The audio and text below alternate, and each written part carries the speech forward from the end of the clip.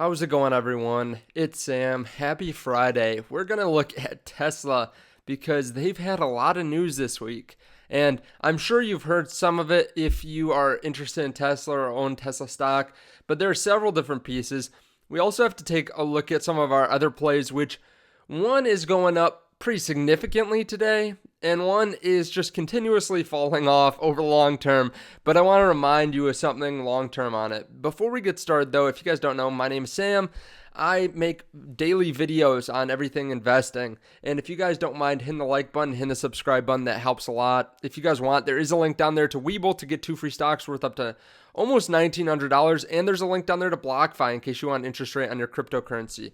So Tesla is reporting massive numbers out of China. You can see they had an impressive 35.5 thousand units just for March. Now, this is a 94% growth month over month, massive numbers. At the same time we're seeing a pretty interesting increase to some analyst numbers here. Dan Ives from Wedbush recently upgraded Tesla to $1,000 per share and a long-term price target of $1,300, which he's saying this is because of their massive deliveries from Q1. At the same time as this, we're seeing this new tunnel system, and I won't take you through all of it, but basically they built a couple tunnels under Las Vegas on the Strip, and they are able to bring people, about 4,400 people an hour, they say here, through this 1 mile stretch. They are going to use this kind of as a way to bring people in highly populated cities from one side to the other. Now, this is really the first iteration of this for Tesla, and I won't show you the full video. You can go check it out. You can just type in Tesla tunnel. They are going to make, I think, a massive amount of profit from this. The reason I say this is this costs about $53 million to make. Now, they said 4,400 people per hour. Let's say they have this at 50% capacity, right? And this is for, let's just say, 12 hours a day. So this is going to bring them to 26,000 people a day. And of course, you can mess with the numbers however you want. Let's say they make, I don't know, $5 a passenger, which, in somewhere like Las Vegas, that might be a little bit low. So that's $132,000 a day. Let's say they do this every day of the year. This is about $50 million. Now, of course, there's some days that it's going to be a lot higher. I'm guessing they'll have these things running a lot more often than just 12 hours a day. But you can just see some rough estimates here. $50 million. Now, this costs about $53 million to make. So I don't really know if they are planning on building this out to a bunch more cities. I'm sure there's a lot of red tape there. It is something interesting that you should pay attention to if you haven't already noticed that they're doing this. The other thing we have to take a look at is Fubo. So Fubo is running today. Now, this is because they just got exclusive rights to some qualifying matches here for the World Cup. They called a break Thursday. The sport's first live TV streaming announced it acquired exclusive live streaming rights to the qualifying matches of the South American Football Confederation for the Qatar World Cup 2022. This is pretty interesting to see them jump this much. Honestly, I'm not a big soccer fan, but I didn't think that Fubo would jump 17% on this news today. I saw it yesterday. It jumped 5 to 7% after hours, and now it's just been running pretty much throughout the day. So we're seeing some consolidation around this $24 mark. At least now we are. Who knows what will happen over the second half of the trading day. But it's pretty interesting because it just reminds me about how analysts and retail investors can be so down about a stock, and all it takes is one thing to get people interested again. Like, I've been holding this one for a while. They've been having really good numbers on paid subscribers. They've been having good growth.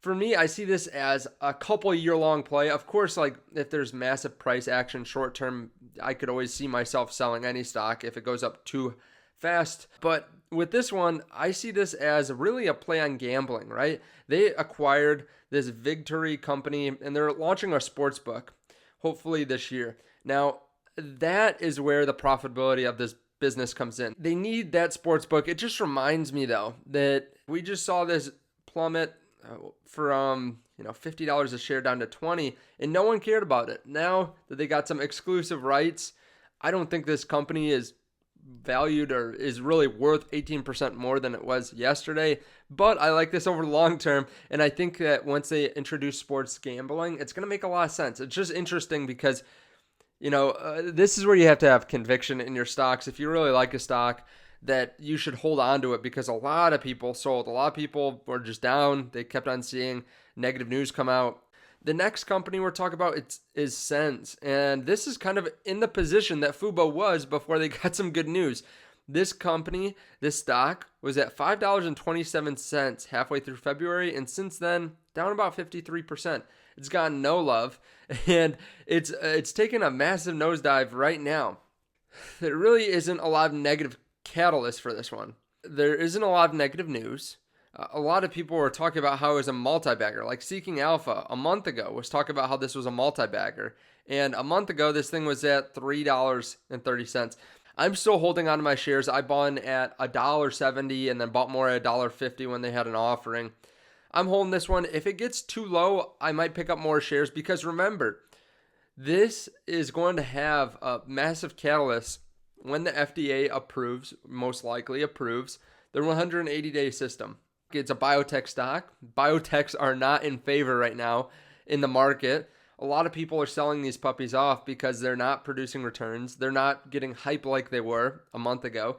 So people are selling them off, and they're not seeing the long-term potential anymore. Now, the 180-day system is a game changer. It really cements them, I think, in a much better situation than a lot of their competitors, right? So they have the 90-day, which is already significantly better than a lot of competitors. Now they'll have the 180-day continuous glucose monitoring system. Once that gets approved, I could see this thing going up really quickly. So if it gets under that $2 mark, I might be picking up more shares. I'll be definitely considering it, and as it gets closer and closer to my cost basis, I'll consider it much heavier. Thank you guys again for checking out the links down below to BlockFi to get an interest rate on your cryptocurrency, and down there to Webull. There is a link down there too to M1 Finance. If you guys want $30, all you have to do is fund it. I think you need $100 if you're going to have a brokerage account, or $500 for a retirement account. Definitely a way to make $30 in a couple minutes. So if you guys want to get some free money and help out the channel, you can definitely check out that link down below. Thank you guys, and I will see you in the next video. Bye.